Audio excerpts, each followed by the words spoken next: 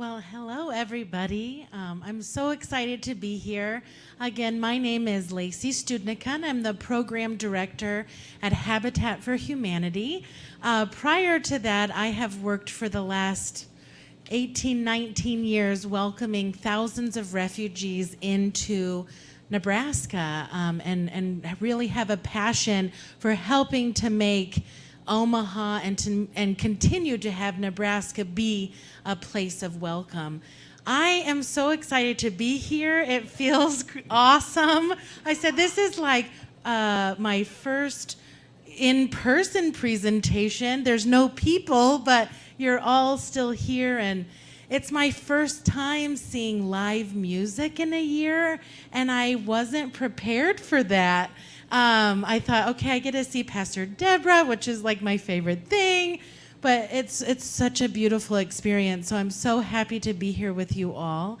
You know, today is such an important day to remember those who are suffering around the world and who have no home, and how important home is, whether that is the place you feel welcome or the shelter over your head.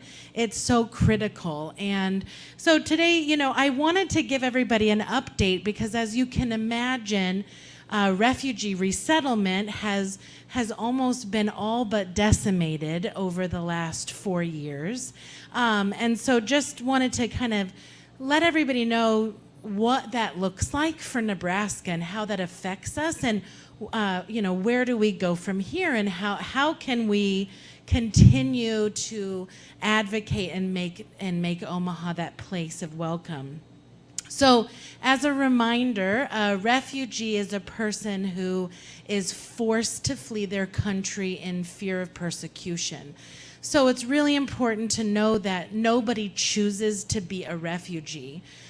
They don't have a choice. They are forced to flee, a lot of time with no warning, under incredible trauma, and not knowing if they'll ever get to go back to their home again. And so that's just something I want us to think about. If that happened to us, what would we do? I mean, it's almost unimaginable. What's really unimaginable is that right now in the world, there are over 80 million people who are displaced from their homes. 26 million of them are refugees, meaning they don't know when they can go home or if they have anywhere to go back to. Half of those are children. So there's a lot of suffering happening in the world today.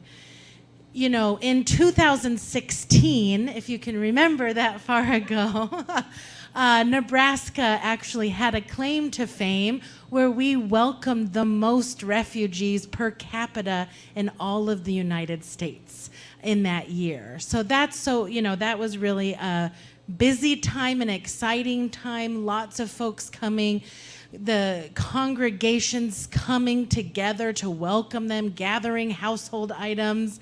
I'm sure many of you are part of that welcome wagon. So every year, the president decides how many refugees will come to the United States and then from which countries. And so before Obama left office, in that beginning of fiscal year 2017, which actually started in October of 2016, he set that ceiling for refugee arrivals at 110,000, which was a historically high number, but also we are in a historically, we're in a historic time where more people are displaced than ever before. So he was matching those numbers. So I'll go kind of in, how that has looked and why we are where we are today. So in the beginning of fiscal year 2017, that ceiling was set at 110,000. Immediately in January of 2017, when Trump came into office, he took that number down to 50,000 and initiated travel bans against Muslim majority countries, which I'm sure we can all remember.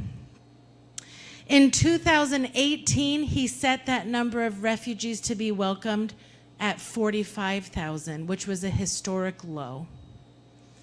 2019, 30,000. 2020, 18,000. 2021, 15,000 refugees. And we didn't even come close to hitting that number. And meanwhile, we all know what was happening at our southern border. So currently, President Biden has made a commitment to restore refugee resettlement, and that comes with welcome cheers from so many of us. But it does come with a dose of reality also. The system was dismantled on all ends. So not only here, where there's no arrivals, so refugee agencies, dwindled and did other activities to continue the welcome and care for those whose families were stuck and suffering. It was also dismantled overseas. So no one was getting processed.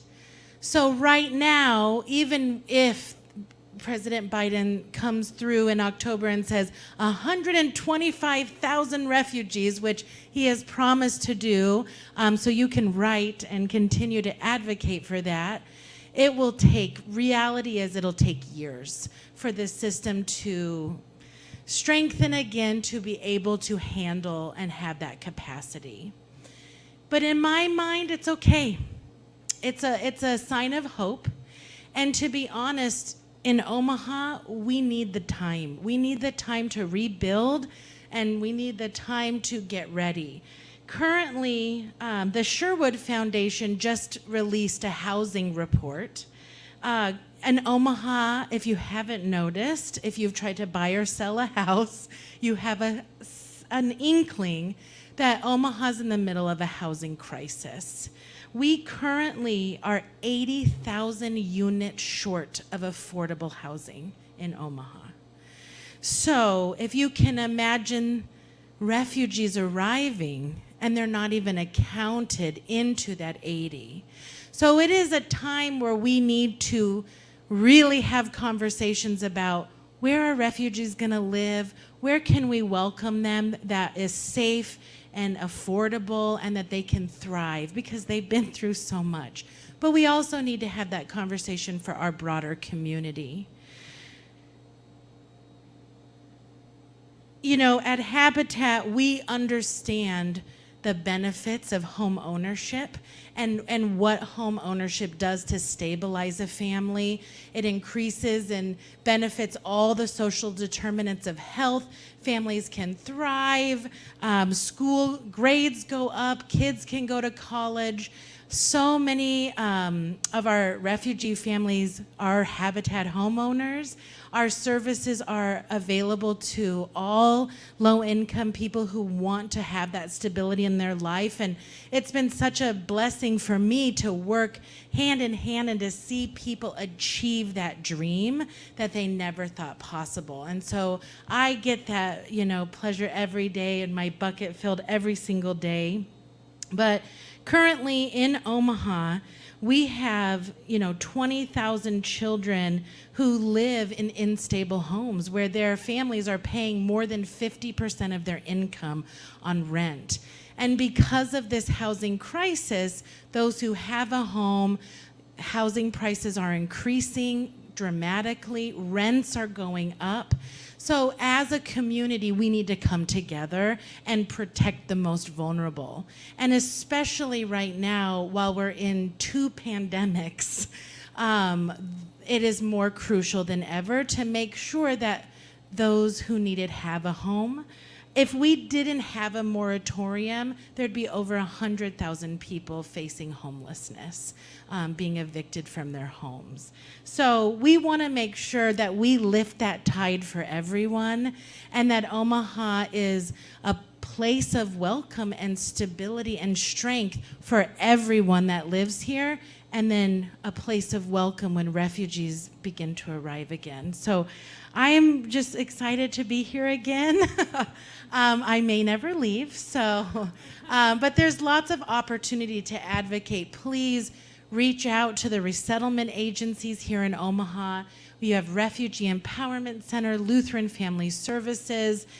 Get involved with the task force, Benson Area Refugee Task Force, the Omaha Refugee Task Force, and help to be an advocate in this space, especially when it comes to housing. So thank you, Pastor Deborah, for inviting me, and thank you for the beautiful live music that just struck me. I was getting emotional. It's been a really beautiful night, and I hope to see everybody soon.